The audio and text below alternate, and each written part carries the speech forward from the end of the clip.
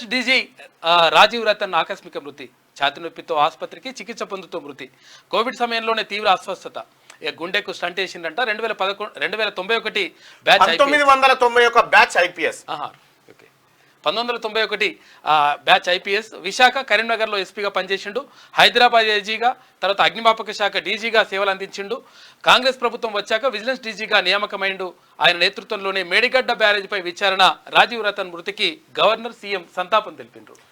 ఇక కాళేశ్వరం విచారణలో జాప్యం, రాజీవ్ రతన్ అకాల మరణంతో ప్రభావం, కొత్త డీజీ నియామకం తర్వాతే ప్రభుత్వానికి నివేదిక అంటూ ఆయన చనిపోవడంతో ఇప్పుడు ఆ కార్యక్రమం వెనకబడ్డ. అయితే ఇంకా ఒక విషయం ఏంటంటే, ఒక ఇబ్రాహీంపట్నం నుంచి ఒక పాపం దంపతులు వచ్చారు. వాళ్ళ కొడుకును వేధించడం వల్ల ప్రభుత్వ ఆసుపత్రిలో పనిచేస్తున్నటువంటి డాక్టరు, ఆ తర్వాత ఇంకొక ఎస్ఐ, ఇబ్రాహీంపట్నంలో పనిచేస్తున్నటువంటి ఎస్ఐ, వీళ్ళిద్దరూ విపరీతంగా వేధించడం ద్వారా నేను చనిపోతున్నా అని చెప్పి ఆ పిల్లగాడు వీడియో రిలీజ్ చేసి తన బట్ట పైన ఆ మరణ వాంగ్మూలం రాసి మరి చనిపోయిండు. అయితే అక్కడ ఆ డాక్టర్ పైన, ఆ తర్వాత ఆ సంబంధిత ఎస్ఐ పైన 306 సెక్షన్ కింద కేసు నమోదు చేసిరు పోలీసులు. నమోదు చేసిన తర్వాత ఇక దానికి మళ్ళీ ఏసీబీ గారు తీసుకొని దాంట్లోకి SC ST యాడ్ చేసి విచారణ పేరుతో కాలయాపన గంతే. దాని మీద ఎలాంటి చర్యలు లేవు, ఏమి చేస్తలేరని చెప్పి వాళ్ళకు 10 రోజుల నుంచి నా ఆఫీస్ చుట్టూ తిరుగుతారు, మా బాధ చెప్పుకుంటామని చెప్పాను. ఒకసారి వాళ్ళని పిలిచి మాట్లాడించే ప్రయత్నం చేస్తా. ఇబ్రాహీంపట్నం ఎమ్మెల్యే గారి దృష్టికి తీసుకుపోవడం జరిగింది ఈ అంశం. ఆ తర్వాత ఏసీబీ గారితో మాట్లాడడం జరిగింది. ఎవరితో మాట్లాడినా కాలయాపన తప్ప పెద్ద కార్యక్రమం ఏం కనిపిస్తలేదు. సో ఇబ్రాహీంపట్నం ఎమ్మెల్యే గారు ఆల్రెడీ ఏసీబీ గారు చెప్పినా అని చెప్పిండు. మరి వాళ్ళు పోతే ఏసీబీ గారు వీళ్ళనే ఉల్టా తిడుతుండట. ఏందో మనకు తెలియదు. వాళ్ళని ఒకసారి మాట్లాడారు. రండమ్మా, రండి. ఆయన పెద్ద ఆయన, రండి, రామ్మా ఇట్రా.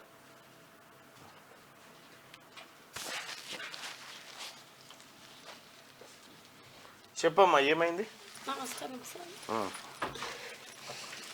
చెప్పమ్మా. సార్, నా బాబుని చంపేశారు సార్. ఎవరు చంపారు, ఏమైంది చెప్పండి. కానిస్టేబుల్ అక్కడ మార్చరీ దగ్గరికి పంపిండు. డాక్టర్. మీ బాబు మీది ఏ ఊరు? ఇబ్రాహీంపట్నం సార్. అది క్లియర్ చెప్పి, ఏ ఊరు? మాది ఇబ్రాహీంపట్నం సార్. ఇబ్రాహీంపట్నం నుండి వచ్చిన గవర్నమెంట్ హాస్పిటల్లో బాబు డ్యూటీ చేసేవాడు. ఏం డ్యూటీ చేసేవాడు? ఇట్లా కాంట్రాక్ట్ కింద పెట్టుకున్నారు సార్. కాంట్రాక్ట్ ఎంప్లాయ్ అట్లా పెట్టుకున్నారు సార్ బాబుని. పెట్టుకుంటే చేసిండు. 24 గంటలు డ్యూటీ చేసి 24 గంటలు డ్యూటీ చేసిండు. అయితే మార్చరీ దగ్గర వాటరు ట్యాంకులకి ఇడవమని చెప్పిండు డాక్టర్ గారు, డాక్టర్ రఘునాథ్ గారు. చెప్తే బాబు అదే విధంగా వెళ్ళి ఇడవడానికి పోతే వాళ్ళు ఇక్కడ పక్కన కానిస్టేబుల్ అని ఉంటాడు, వాళ్ళ బొందల దగ్గర ఒక బాత్రూమ్లు కట్టుకురు. ఆ బాత్రూంలో కనెక్షన్ ఉంటుంది. ఆ కనెక్షన్లకు మా బాబు బంద్ చేయడానికి పోయిండు, నీళ్ళు ఎక్కట్లేదని. బంద్ చేయడానికి పోతే ఆ కానిస్టేబుల్ వాళ్ళ నాన్న చనిపోయిండు. ఆ రోజు వాళ్ళ నాన్న చనిపోతే వాళ్ళంతా బొంద కట్టడానికి వచ్చిరంట. మా బాత్రూంలోకి ఎందుకు వచ్చినావు అని బాబుని చాలా హింసగా కొట్టిర్రు. కొట్టి తల మీద కొడితే తలలో రక్తం గడ్డగట్టింది. అట్లా జరిగినాక వాళ్ళే పోయి పిఎస్లో కంప్లైంట్ ఇచ్చారు. ఇస్తే ఇంత జరిగినాక కూడా మళ్ళీ నేను వెళ్ళి నా బాబుని తీసుకొని పోయి నేను ఇచ్చిన కంప్లైంట్ మాది తీసుకోలే, ఎవరైతే కొట్టిర్రో వాళ్ళదే చర్య తీసుకుర్రు. మీ బాబు ఏమైంది ఆ తర్వాత? మరి ఆ తర్వాత మా బాబు పడిపోయిండు తప్పి, ఇట్లా బేహస్ వచ్చి పడిపోయిండు. నన్ను పిలిస్తే నేను వెళ్తే నా బాబుని అప్పట్లో బాగా కొట్టేసి వదిలిపెట్టిర్రు. పోయి కంప్లైంట్ మళ్ళీ బాబు మీద ఇస్తే బాబు మీద తీసుకున్నారు పోలీసు వాళ్ళు కూడా. మళ్ళీ నేను కూడా చెప్పినాక నన్ను, నా బాబును ఎంక్వైరీలు చేయాలి. ఎన్ని రోజులైందమ్మా మీ బాబు చనిపోయి? మా బాబు 5 తారీఖు చనిపోయింది సార్. మార్చి 5వ తారీఖు. మార్చి 5వ తారీఖు. ఇప్పటి వరకు మరి పోలీసులు కేసు నమోదు చేసి లేదు. వాళ్ళు పోలీస్ డిపార్ట్మెంట్ అంట వాళ్ళ మీద చర్యలు తీసుకోరంట. వాళ్ళు చెప్తారు. ఆ డాక్టర్ అంట, ఆయన డాక్టర్ మీద తీసుకోరంట. కానిస్టేబుల్ అంట, అందరు వాళ్ళంట, హై లెవెల్ వాళ్ళంట, మేము మధ్యతరగతి కుటుంబాల్లో మాకు న్యాయం చేయరంట. వాళ్ళ దిక్కు మాట్లాడి మమ్మల్ని హింస పెడుతున్నాడు. ఏసీబీ గారు అస్సలు పట్టించుకున్నట్లేదు. ఎక్కువ మాట్లాడకుండా స్థలిపురం లేకుంటే లేదు, నేను చెప్పినట్టు నడవాలి అని వేధిస్తున్నారు సార్. ఎక్కడ పోయినా మాకు న్యాయం జరగట్లేదు. మమ్మల్ని, నాకు 22 సంవత్సరాల కొడుకు, ఈరోజు నన్ను నడిపే కొడుకు చనిపోయిండు. నా స్థితిని ఎవరు అర్థం చేసుకోలేకపోతారు సార్. ఇబ్రాహీంపట్నం ఏసీబీ గారికి చెప్పినా లాభం లేదు. అంటే ఆయన తెలివిగా ఏం చేసిండంటే 306 పెట్టి ఆయన పరిధిలో కేసు వచ్చేటట్టు దాంట్లో SC ST యాడ్ చేసిండు విచారణ చేస్తేందుకు. నాకైతే ఏడ న్యాయం లేదు సార్, అంత అన్యాయమే నాకు జరిగేది. ఈ హలో. ముగ్గురికి శిక్ష పడాలి. Ranganna good morning. Good morning brother. అన్న, ఈ ఇబ్రాహీంపట్నంలో ఈ కాంగ్రెస్ కార్యకర్త సూసైడ్ చేసుకున్న ఘటన మీ దృష్టికి తీసుకొచ్చిన ఆల్రెడీ. అవునన్నా, అవును. తీసుకొస్తే మీరు ఏసీబీ గారితో మాట్లాడిన అన్నారు. బాధితులను ఏసీబీ గారి దగ్గర పోతే ఏసీబీ గారు బాధితులను తిట్టబట్టే మళ్ళా. నేను ఏసీపీకి ఫోన్ చేసి చెప్పిన. మీరు చెప్పిరన్నా, ఇగో మళ్ళా వచ్చి ఇగో స్టూడియోలో లైవ్ లో ఏడుస్తా ఉన్నారు ఆ కుటుంబం. ఇప్పుడు అది ఏం చేయమంటారు వాళ్ళు వీళ్ళు ఏమంటాడంటే ఏసీపీ ఆయన ఏమంటుండంటే వీళ్ళే ఆ అబ్బాయి వాళ్ళది ఏమి తప్పు లేదు, నేను తప్పుంటే కేసు పెడుతుంటే అని చెప్తాడు సార్. డైరెక్ట్ వీడియో అబ్బాయి వీడియో రికార్డ్ చేసిండు. ఏమని, నా చావుకు కారణం ఇగో పలానా డాక్టరు పలానా ఎస్ఐ వాళ్ళే కారణం, నేను అందుకే చనిపోతున్నా అని వీడియో చేసిన. ఆ వీడియో తమరికి పంపిస్తాను మీకు. ఒక్కసారి పంపాలన్నా, నాకు పంపితే నేను మాట్లాడి యాక్షన్ తీసుకునే పని చేస్తాను.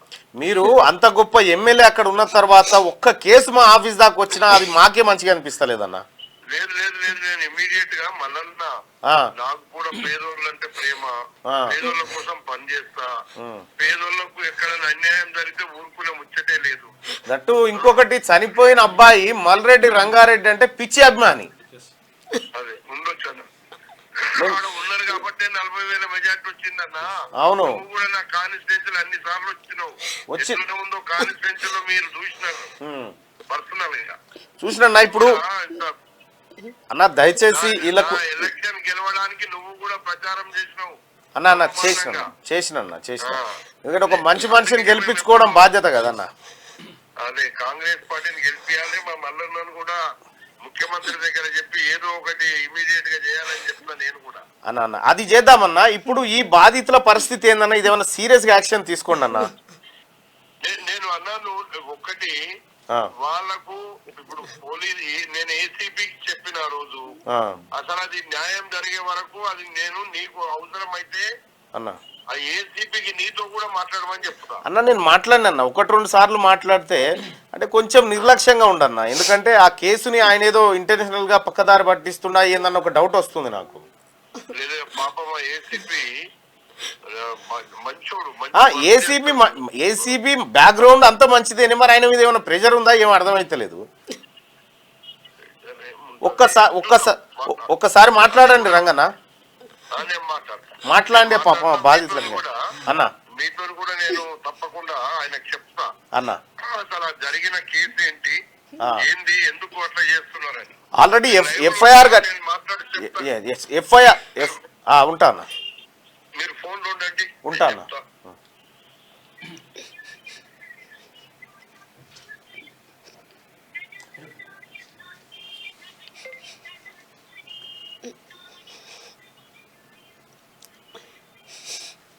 ఆల్రెడీ ఎఫ్ఐఆర్ కట్టిరు కానీ అసలు కోర్టు కదా చెప్పాల్సింది ఏంది, ఎవరు తప్పు ఏం కథ అనేది కోర్టు కదా అది చెప్పకుండా వీళ్ళదే తప్పు ఉందని ఏసీబీ గారు డిసైడ్ చేస్తారు. ఇక మీరు అడుక్కోండి సార్, మీరు ఎంక్వైరీ చేసుకోండి.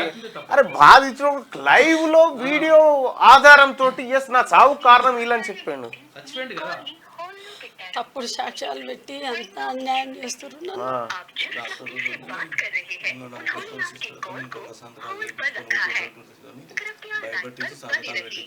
ఇప్పటికి ఇంకా అట్లే జరుగుతుంది సార్, ఇప్పటికి జరుగుతుంది. 2 తాళాలు గుంజుకున్నారు. నా థియేటర్ ఉంటుంది, తాళాలు గుంజుకున్నారు. మళ్ళీ నిన్ను ఇచ్చారు. మళ్ళీ ఏమైంది ఎవరు చెప్పారు, మళ్ళీ తండ్రి కొడుకు టార్చర్ పెట్టి చంపినప్పుడు ఇప్పుడు తండ్రిని టార్చర్ పెడుతున్నారు. అన్నా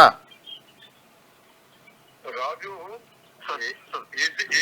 లైన్లో ఉన్నారు చూడు, ఒక్కసారి చెప్పు బ్రదర్. అది ఏసీబీ గారు నమస్తే సార్. నమస్తే. నేను మల్లన్నని మాట్లాడుతున్నాను సార్. మీకు తమరికి ఇప్పటికో 2-3 సార్లు రిక్వెస్ట్ చేసిన సార్ ఈ కేసు విషయంలో. వాళ్ళు బాధితులు వచ్చి లైవ్లో నిలబడ్డారు సార్. వాళ్ళ కుటుంబం వచ్చి ఏడుస్తూ ఉన్నారు. వాళ్ళకి ఏమన్నా అంటేనేమో ఏం చేసే పరిస్థితిలో లేదంటారు. అక్కడనేమో 306 కట్టిరు, అసలు ఏం చర్యలు ఫార్వర్డ్ కావట్లేదు. అసలు మాకు న్యాయం ఎట్లా అని అడుగుతారు సార్ వాళ్ళు.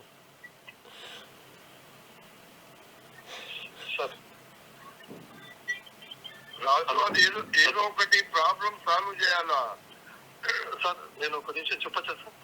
చెప్పు చెప్పండి, మీరు నాతో పాటు కూడా లైవ్ లో ఉన్నారు రాజు గారు, చెప్పండి. సార్. యాక్చువల్గా ఈ బాబు ఎవరైతే ఉన్నారో హాస్పిటల్లో గొడవ అయితే ఒక డాక్టర్ గారు ఈయన తీసేస్తారని చెప్పడం జరిగింది సార్. అయితే దాని మీద ఆల్రెడీ ఈయన మీద 2 కేసులు రిజిస్టర్ అయిన తర్వాత ఈ బాబు గంజా అడిక్ట్ లో ఉన్నాడు అని చెప్పి కౌన్సిలింగ్ చేద్దామని చెప్పి రీహాబ్ సెంటర్ పంపిద్దాం అని చెప్పి ఆ కేసులో రిమాండ్ చేయకుండా ఆపాడు సార్. ఆపిన తర్వాత మేము అరెస్ట్ చేయాలని కూడా అనుకోలేదు. డాక్టర్ తో మాట్లాడి కొన్ని కౌన్సిలింగ్ చేసి మళ్ళీ పెట్టిద్దాం అనుకునే టైంలో సూసైడ్ చేసుకున్నారు సార్. ఆ సూసైడ్ చేసుకునే టైంలో మన డాక్టర్ పేరు, మా ఎస్ఐ పేరు, మైమల్ అనే ఎస్ఐ పేరు కూడా దాంట్లో మెన్షన్ చేసి సూసైడ్ చేసుకున్నాం. సూసైడ్ చేసుకున్న తర్వాత వీళ్ళు 306 లో కంప్లైంట్ ఇచ్చారు. ఇస్తే మేమేం చేసాం సార్, ఆ బాబు ఈయన కొద్దిగా ఆర్థికంగా లాభం పేరు కోసుకోమని ఎస్సీ చేసాం సార్. దాన్ని చేసిన తర్వాత కలెక్టర్ రాసాము 2 lakhs అది ఇదే చెక్ మా వైపు నుంచి ఆ ప్రయత్నం చేసాం సార్. తర్వాత ఎవరైతే ఆ డాక్టర్ గారు ఉన్నారో డాక్టర్ గారు వాళ్ళ ఫాదర్ తో మల్లన్నతో మాట్లాడించాము. ప్లస్ మన కుమార్ ఉన్నాడు సార్ ఇక్కడ లోకల్లో. ఆ కుమారే ఆ రోజు అన్ని కూడా ఒక సింగిల్ ఎంట్రీ కూడా వాళ్ళ ఖర్చు లేకుండా ఫస్ట్ నుంచి గ్రేవ్ యార్డ్ కట్టించే వరకు మొత్తం ఆ కుల సంఘం ద్వారానే చేయించారు సార్. వీళ్ళు దీంట్లో న్యాయం అని అంటే వాళ్ళు మా ఇన్వెస్టిగేషన్ ఏంటిదంటే సార్, ఆ డాక్టర్ ఈ ఆత్మహత్య చేసుకోమని ప్రేరేపించింది కానీ మా ఎస్ఐ ప్రేరేపించింది అని లేదు. మా పోలీస్ స్టేషన్ లో క్లియర్ కట్ ఫుటేజ్ ఉంది సార్. ఆ ఎస్ఐతో కాకుండా నాగరాజు ఒక పని చేయలేదు కాదు వాడు పేద అబ్బాయి ఏదన్నా ఎవరైనా ఇప్పుడు దానికి సంబంధించి ఏదన్నా ఉంటే వాళ్ళకి ఏదన్నా వాళ్ళ తల్లిదండ్రులకు సాయం చేయమనండి సార్. 100% ఆ ప్రయత్నంలో ఉన్నాం సార్. ఆల్రెడీ దగ్గర కూడా వచ్చింది సార్. మీ ఫోన్ రాకుండా ఆయన ఫోన్ వచ్చింది, మాట్లాడి ఒక కొద్దిగా మీటింగ్స్ దాని నుండి కొంచెం చేయలేకపోయింది. ఒక 1 day టైం ఇస్తే పర్లే. ఇప్పుడు మీరు వాళ్ళు పేదోళ్ళు అనే దృష్టితోనే మన ఎక్స్పీరియన్స్ వాళ్ళ పిలిపించి ఇంకా జీతం రాకుండా కూడా సార్ ఆ కాంట్రాక్ట్ అని పిలిపించి ఆయనతో కూడా డబ్బులు కూడా ఏర్పాటు చేస్తారు. ఏసీబీ గారు వాళ్ళు పేదవాళ్ళు కాబట్టి ఆల్రెడీ ఎమ్మెల్యే గారి దగ్గరికి పోయారు, ఎమ్మెల్యే గారిని కలిసిరు. ఆ తర్వాత మల్రెడ్డి రంగారెడ్డి గారు మానవతావాది కాబట్టి ఆయన దగ్గర ఆయన కలిసి ప్రయత్నం చేసిరు. ఆ చనిపోయిన పిల్లగాడు కూడా ఎమ్మెల్యే గారి మంచి అభిమాని.